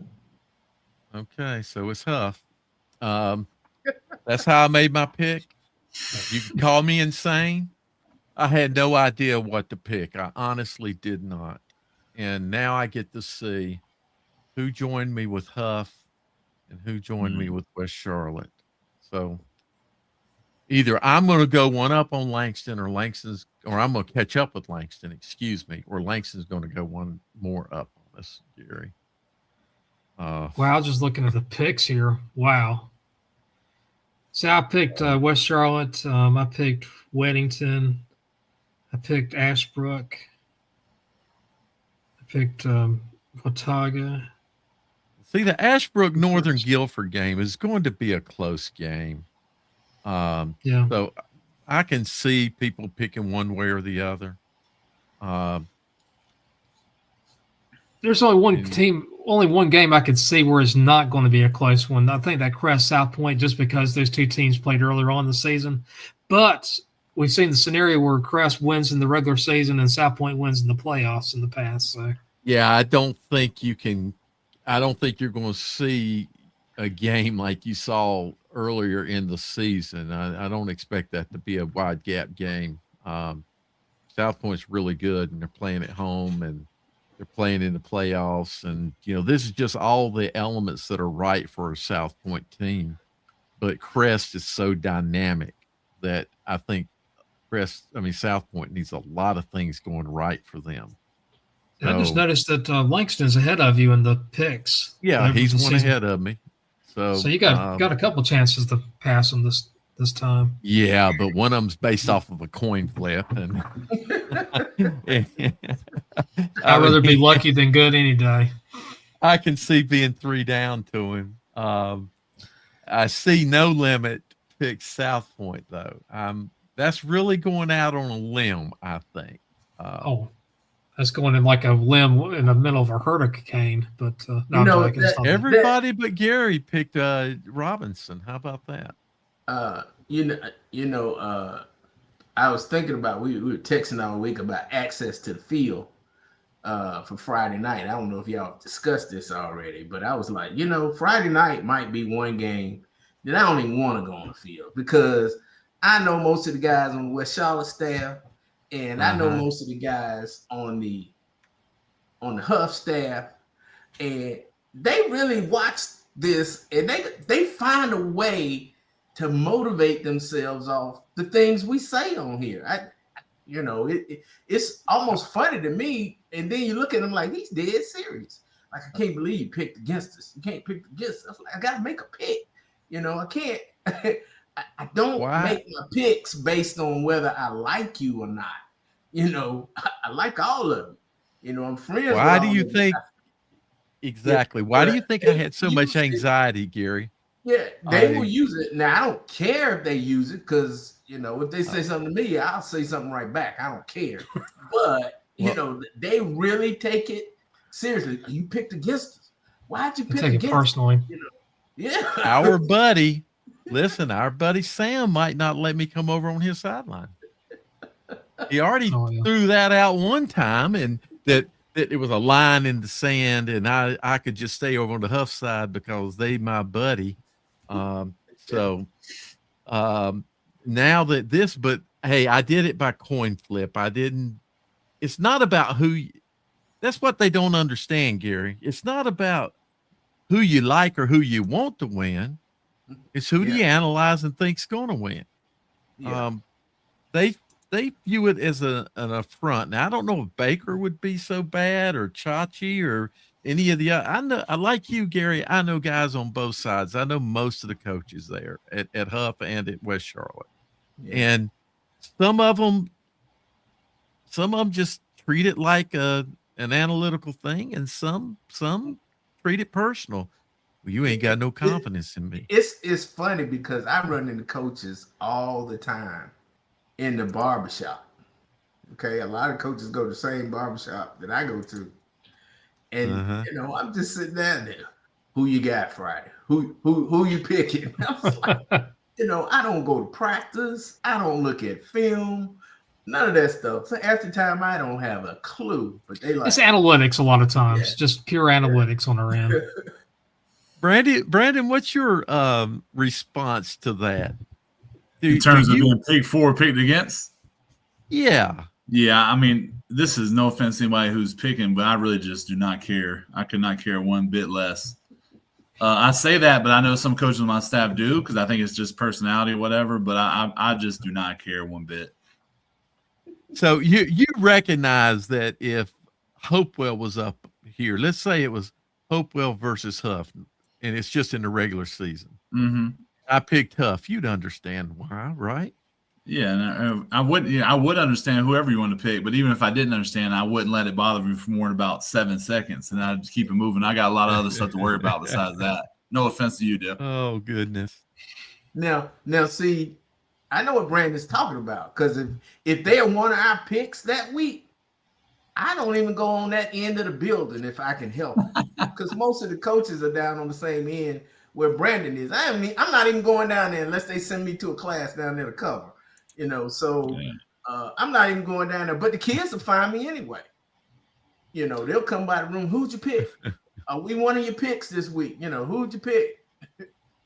Well, Brandon kind of, I don't think he necessarily said it out loud, but sometimes it's hard to pick, especially if you're in the same area as you got colleagues in this in CMS specifically, like Huff, West Charlotte. I know it's very hard for Brandon to pick against or for either one of those teams. Oh, listen, I was at a game. I think it was when this happened. Well, it was a Weddington game, and I believe I don't remember which game it was now, but I'm thinking it was the Independence game. I don't know that I picked Independence in that game, but if I did, anyway, I always go out on the field in pregame, and if coaches are free, I'll say something to them. I'll say something to the white hat, but I let coaches come to me. I try not to interfere with what they're doing. And so I'm standing there, and somebody taps me on the shoulder, and I turn around and it's Andy. And he's like, "So you picked against us." So I don't have to worry about that. Oh, he's like, "Yeah, we saw that." And he's a number of times over the years, he jokes about it. I've never had a problem with him, though, but some coaches have been a little bit of a problem about this. Gotcha. Well, I've been down on the field too when the officials are meeting, and I don't know as many as I used to, but I still know a few. And what I hate seeing, especially in basketball season, when I see supervisors of officials coming in the game, because then I know it's gonna be if it's basketball, it's gonna be a lot of whistles, and if it's football, it's gonna be a lot of flags. And I may say something. Yeah, I saw the supervisor of officials come in, but he left. I'll say that I'm lying, but I'm like, but he left because nobody is coming to see them, but they're thinking, oh yes, there is, because my boss is here tonight. So they're gonna call it tight, and the officiating crews this weekend will be from different districts. So coaches probably are not going to know them. And last week they were. They started. It started last week. Gary, one thing, and we'll pivot on, but one thing about that is that officiating crews are graded after every game, so their film is looked at, even prior to now. They officiate a game, let's say Brandon's game against Butler, or his game, fifth game in the season.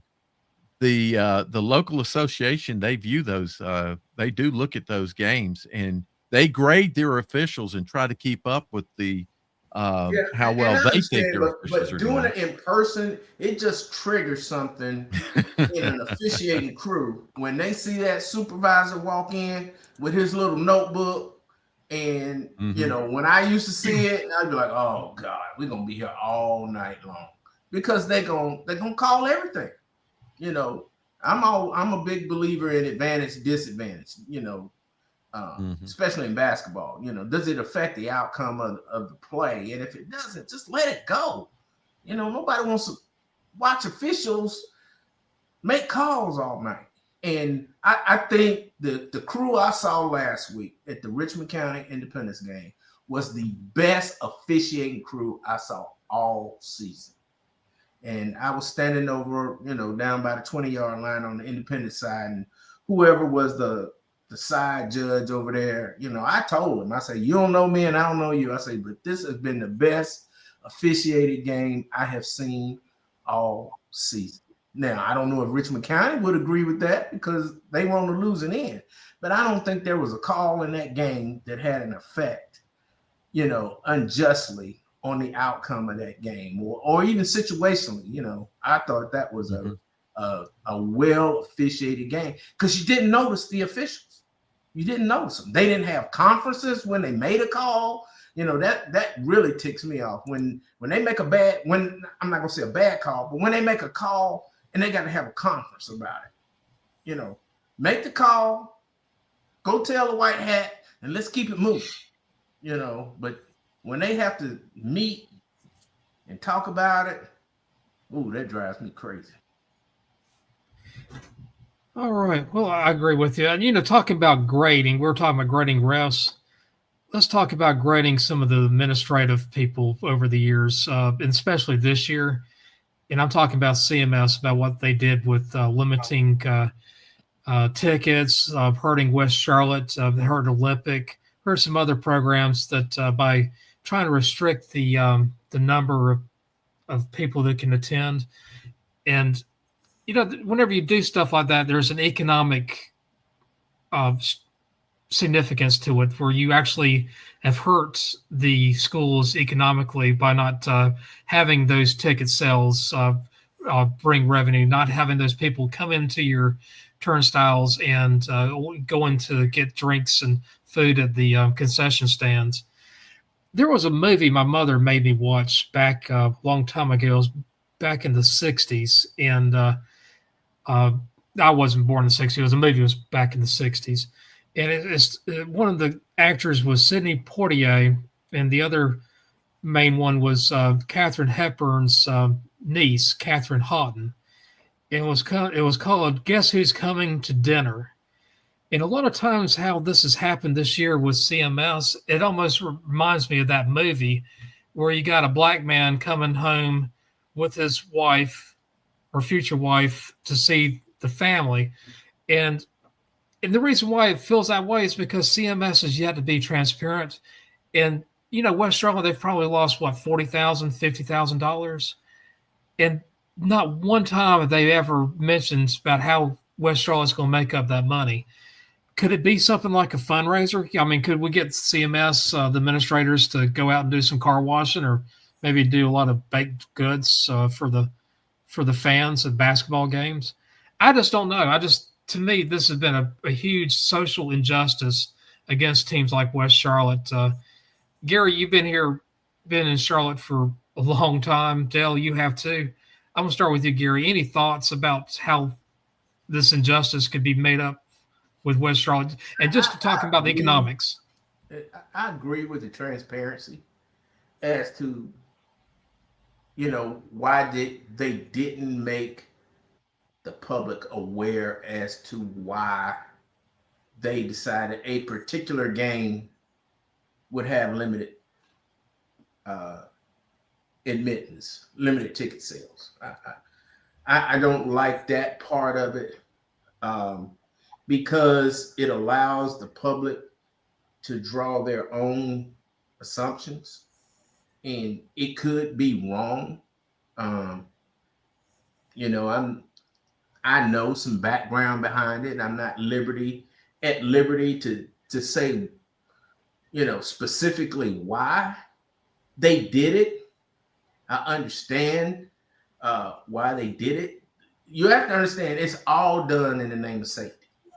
Okay? It's all done in the name of safety. Now, is that safety more at risk at West Charlotte than other schools? I don't know that because every school has metal detectors going into the school, going into the stadium, going into the gym. The school system takes every kind of precaution they can for the safety of the fans. So, bravo to that. I've never not felt safe at anybody's game. But I think they needed to have been transparent. But you also have to understand that different schools have different environments as far as what it's like in the building from 7 to 3.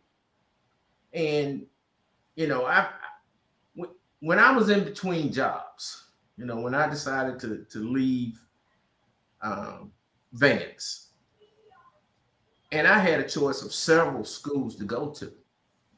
And one of the things, that made me decide to go to Hopewell versus other schools was, number one, was can I win at that school?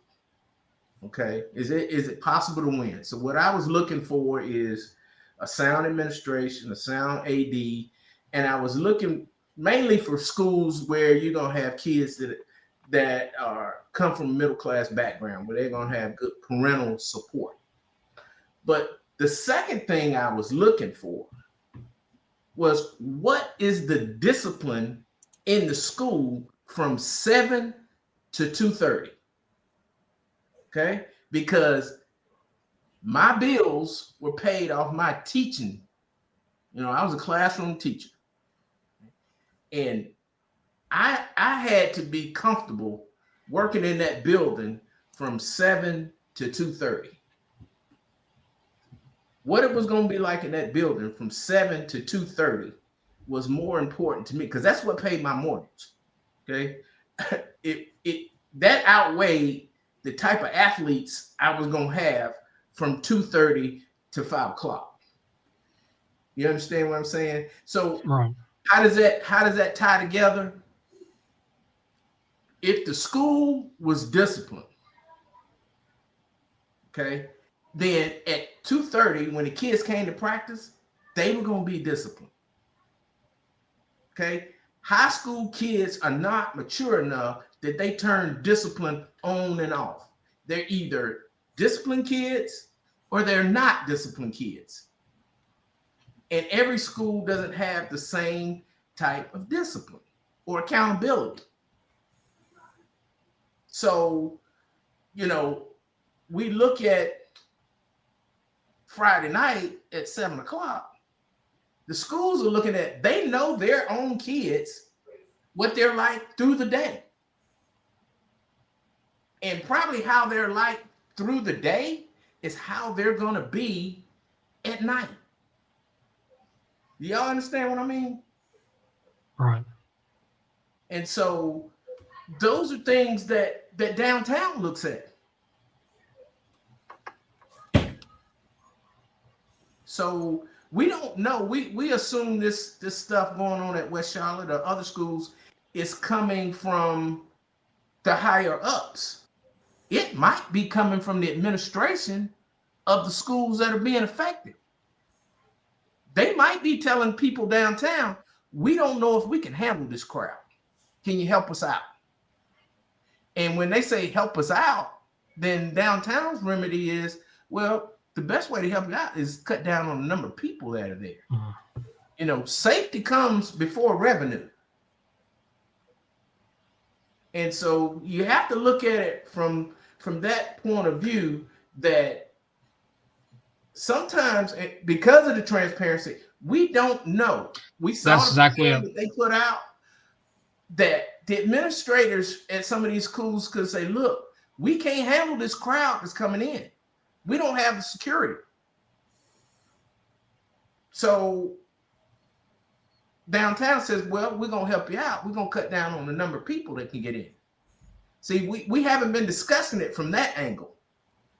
So I don't want to put a blanket over downtown saying, well, you're punishing this school or you're punishing that school, because that school may have asked for that. And I know that for a fact. Some schools have requested it. Olympic didn't request it. No. Well, that's Olympic. No. But we don't know about some of the other schools. Did they request it? So I'm going to say this, and I'm going to get to the financial thing. Didn't have a darn issue last Friday night. Huge crowd, didn't have an issue. Didn't have an issue at Providence. It's not safety. And if it is safety, downtown can address it. That's baloney, because downtown can address that. They can provide more security. They didn't. This does lie on downtown. And it's because lack of transparency, fine. But I'm the blame by me lays on downtown. Now, to address what Jim is asking. So, Jim, the way I look at it, and I won't be sarcastic with the, it's funny, you know, the bake sales and all. I mean, certainly money needs to be raised. But what the way it should be looked at is, we know that at the one game at Olympic, that would have been a sellout to near sellout crowd. Just because of, you know, it's Southwest Charlotte, and just the prox, that would have been a big game. That was a big game. And we know that there was going to be a big crowd at the Independence game. We know that. That would have been a sellout crowd. And we could expect that at the Providence game, there would have been a large crowd. So I think what CMS should do is go to, let's say, go to West Charlotte. We'll just use West Charlotte as the example here. Go to West Charlotte. Look at this past week's game and say, okay, we know what you would get from ticket sales if the game sells out. So we're going to give you that. But how much do you earn off of concessions? Because there's two funding sources here. Booster Club, and then there's ticket sales. So they should, I think, without any question, should give the school the money, how that goes funded into the school for ticket sales. And then the Booster Club raises the money through concession sales. So they should look at, well, how much money do we make per attended person? And so there's a number that every Booster Club knows that if we have 1,000 people attend the game, we're going to make about this much money in concessions. So if 1,000 people come, we're going to make this much. 2,000 come, we're going to make this much. And they should calculate what they would make off of concessions with a full stadium and give them that money as well. Now, where does that money come from? I don't know. They got to find it.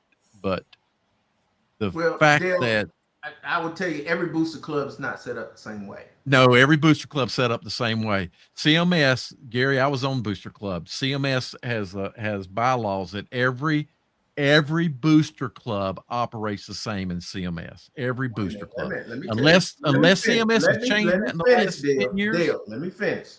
Okay, within a school Booster Club, they have to get volunteers of parents from the various teams to work the concession stand. So we're talking about the team we're talking about the school that's impacted, right? Which is But West Charlotte. They know how much. I understand that every school has to get volunteers to work concessions. Right. I know but that. Let me tell you. Let me finish. Okay. Say one game they get the volleyball to work the concessions. We're talking football. We're talking these football games. Let's be specific to the football. I'm not talking about volleyball concessions. I'm talking about volleyball parents. Okay, they work the football concessions one Friday. I know that. The next it's the basketball or it's wrestling. So you take a specific game, and the parents of that particular team, they get the money for their kids. No, all money in the Booster Club, and this is a requirement by CMS, cannot go to a specific team. It goes into the Booster Club. Athletic directors oversee every Booster Club now, and it's been that way for 20 years. The money goes into one fund. There used to be football clubs, basketball clubs. They used to have these different clubs. CMS went to one standard format of bylaws. All money goes into one funding. And then the Booster Club, through discussion with the athletic directors, determines where the monies go to.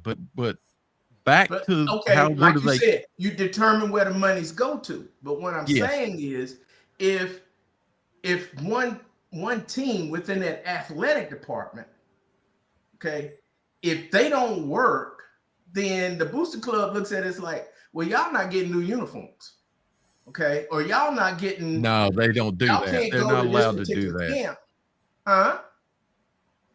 Well, that would Say what? that would be a poor athletic director doing that. That would be I would tell because you, the athletic I've been, director I've, is the ultimate. I've been in different But programs. let's just get and back that's to the how it West is. Charlotte thing, because really there's a certain amount of money that would have gone into that booster club, okay, from concessions at West Charlotte games, and that's all I'm saying. So West Charlotte knows for how many people attend, how much they make in concessions, and that amount of money is what I'm saying needs to go into the booster club. Now, if they want to then say, okay, well, volleyball parents never work at football games, we're not going to give them any money. That's up to that athletic director.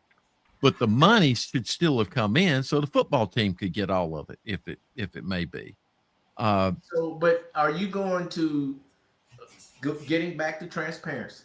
Like I said, the way once they published the policy, remember we came on mid-season and we were complaining about it. So CMS published what their policy was, and a part of that policy was that if a particular school requested, if they told that town, we're not going to be able to handle this crowd, we don't have enough people to work the game to handle this type of crowd, okay? If the school requested, and we don't know what schools did, but if a school requested that they have limited ticket sales because they didn't think they could meet security for that particular game, then why should that school receive some kind of compensation? CMS, because what CMS should have done is not restricted, but provided the extra security. That's why. Because if they knew, like that Independence West Charlotte game, which was going to be a sellout, they knew there was revenue there that was going to come in, and they knew there was revenue that could pay CMS police to cover this extra stuff, then they should have provided the security. I agree. If it's if we're talking about a Garinger game, no, it shouldn't be done, because Garinger never sells out. But if we know, that Independence West Charlotte game would have sold out, right? That was a guaranteed sellout, right? We don't disagree with that, right? So now we know there's a revenue of 4,500 ticket sales and concession sales that are going to be based off of 4,500 attendees. We know that's a guarantee that's going to happen. And then all of a sudden, instead, we just cut it to less than half. The smart move is financially, provide the extra CMS police to address that, because it's not going to cost, you're talking hundreds of dollars, that's going to offset or going to generate tens of thousands of dollars. Okay. So yeah, here's where your argument makes sense, but here's the reality of it. CMS doesn't have discretionary funds sitting around. That's not discretionary, Gary. It is. If you're we've saying had this discussion before. No, we've had that discussion before. But CMS where you think CMS this money police is coming from, Dale? You're talking about hiring extra security. Where do you think that money's coming from? It's not. No, they're going to send their police. They'll pay them after the ticket sales come in. Then that money goes back to CMS. That's not discretionary. That can be done. You're making an excuse for CMS for not doing what needs to be done. Don't make excuses, because this can be done. There's other funds. Things don't have to come out of discretionary. As I told you, at Olympic, I got that weight room rebuilt. Not because of discretionary funds, because discretionary funds were gone. A weight There's room other money, Gary. Dale, A weight room is academic funds. What? Because they have weight training classes. Coach Snead Yeah, teaches weight training classes. He can And go, school security. He can go there and argue he needs this and this for his classes. You know. So are you going to tell me that if right, West Coach? Charlotte, are you, whoa, all right, let's end that. Are you going to tell me that if West Charlotte said, we have a security issue from the moment that school opens to the moment school closes? Okay, so the normal school day, that CMS would not provide extra security during the school day because they don't have the discretionary funds to cover it. So we'll have this discussion elsewhere. I see they're wanting to wrap up. Okay. I'm sorry, but well, you know, they do assign CSAs. You know, every school doesn't have the same amount of CSAs. So the bigger the school, the more CSAs. But, you know, like I was saying with Brandon, he teaches weight training. If he needs some more equipment, he's more likely to get it if he argues that he needs it for his classroom instruction than he is to get it from the athletic budget. so Am Gary, I right, you and I Brandon? need to have a video one time where we come on seriously and discuss this. Let's do that, please, so we can go in depth on this one subject. Y'all sound like y'all could go for a while. That's a could. That's why we do post need to Thanksgiving move dinner on. conversation. After everybody's ate, y'all can talk. Not tomorrow, no. I came on So we here know what time it tonight. is. I came on here tonight because the Hornets game was so dang on bad. I couldn't look at it anymore. That you wanted to That's do what what? you get for having any other expectation. Well, guys, I was going to tell you, I really appreciate everybody's viewpoints on this. This is a very touchy subject. And when we don't have great transparency about things like that, some perceptions or some conclusions, whether true or not, can cause some hard feelings, not with us, but with other people. So I appreciate everybody kind of chiming in about this. Tell you what, we've been here for about 2 hours. Dale, I think this is a good time to go ahead and wrap up and For do final your thoughts, man. final thoughts, man. Yeah, so many things were going through my head on final thoughts as things have gone down this week, but I want to keep it on task, and maybe as a follow-up to what I said last week about, where we are in the process of the season, where everyone is at. Not everyone, but everyone that's still playing is facing a special moment of being able to practice on a Thanksgiving day. Not everybody gets to do that. Some people never get to do it in their whole high school career. Some coaches never get to do it. So y'all should take it as a special thing. Enjoy it. Enjoy the community that you have with your teammates, your family over this, and then of course when you go back home with your family. And everybody have a great Friday night. Please come out and watch games. You might be a little sleepy from all the turkey that you eat, though we're not eating turkey here. We're eating pork. But everyone enjoy it. And that's really just my thoughts were at this time. Enjoy the coming together. And I hope all the guys that get to participate tomorrow really grasp how special that is. Well, I totally agree with you. I'll tell you what, we're also doing barbecue at the West House. We're going to go over to my parents' house tomorrow and celebrate Thanksgiving. But guys, thank you so much for everybody for joining in. From Dale Ross, Gary Richmond, and Brandon Snead, and myself, Jim West. Hope you have a great Thanksgiving. There's plenty of times you can catch up with us again. We got Friday nights. We'll be on 11:30, and we also have a show on Tuesday and Wednesday. So please come join us. But until then, hope all's well. Take care. Bye.